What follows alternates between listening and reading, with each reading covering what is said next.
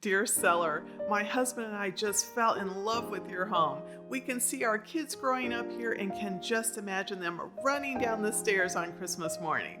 The main floor bedroom is perfect for our mother who will be living with us. Guess what, buyers? Sellers do not want your love letters, and here's why. Hi, I'm Francine Viola, Realtor in Olympia, Washington, and today we're talking about love letters. I'm a romantic and I love a good love letter, but not in real estate. Buyers today are having a tough time in this steep seller's market, and they are trying everything to win in a multiple offer situation. They think that by writing a letter and trying to connect with the seller on an emotional level, the seller will pick their offer. That's not how it works, and in fact, you're actually hurting your chances by submitting a love letter. Here's what really happens. Once the listing agent explains to the seller the implications of a love letter, most sellers will not touch that letter with a 10-foot pole, let alone ever read it. Here's why.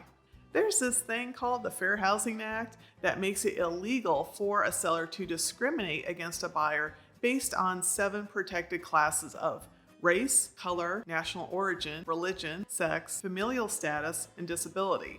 Washington State adds 3 more to the list: marital status, sexual orientation, and veteran/military status.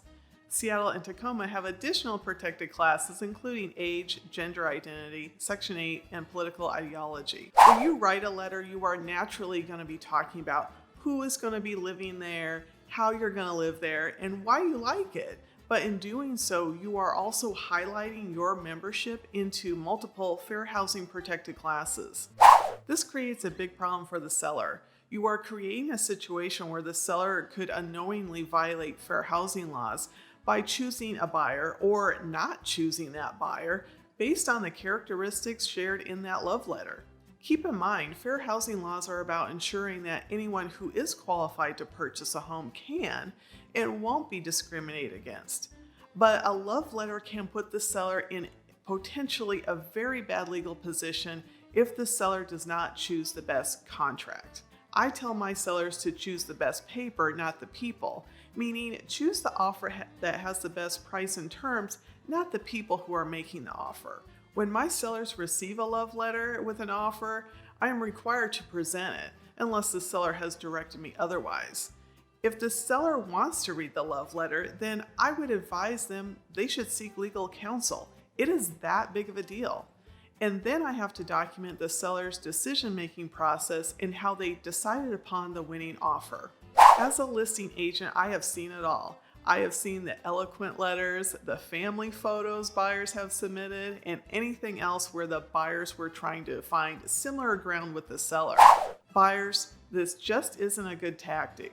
Although a buyer isn't violating the Fair Housing Act by submitting a love letter, this letter can do more damage than good and will usually backfire. In the end, buyers, if you want the seller to pick your offer, write an offer the seller can't refuse and skip the letter. Sellers, choose the best offer by making an objective decision based on price and terms, and not a subjective decision based on feelings or emotions. For more tips, check out my predictions for 2021. And of course, if you're planning on making a move this year, contact me today. Thanks for watching. I'll see you next time.